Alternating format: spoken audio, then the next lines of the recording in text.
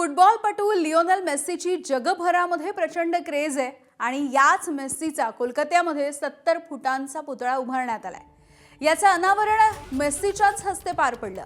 राजकीय मंडळींसह अभिनेता शाहरुख खान देखील या सोहळ्यासाठी विशेष उपस्थित होता। हा सोहळा आटपून अवघ्या 10 मिनिटांमध्ये मेस्सी परतला आणि एकच गोंधळ झाला। ईडन गार्डनवरच्या स्टेडियमवरती हा कार्यक्रम बघण्यासाठी मेस्सीचे हजारो चाहते जमले होते। महागडी तिकीट काढून आलेल्या या चाहत्यांना एक झलकही न दाखवता मेस्सी परतल्यामुळे संतापलेल्या चाहत्यांनी स्टेडियममध्ये तोडफोड केली। यानंतर ममता बॅनर्जींनी इथल्या चाहत्यांची माफी मागितली आणि कार्यक्रमामधल्या गोंधळाच्या चौकशीचे देखील आदेश दिले।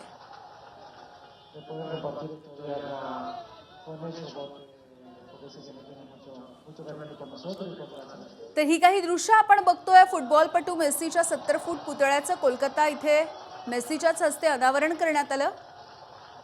यावेळेला शाहरुख आणि मेस्सी एकत्र दिसून आले। ईडन गार्डनवरती मेस्सीने चाहत्यांना देखील अभिवादन केलं, मात्र मेस्सी अगदी 10 ते 15 मिनिटांमध्ये निघून गेला। त्यामुळे चाहते अत्यंत नाराज झाले।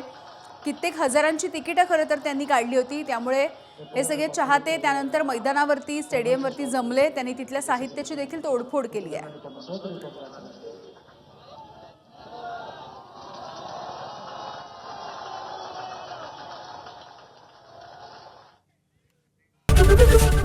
एबीपी माझा, उघडा डोळे बघा नीट।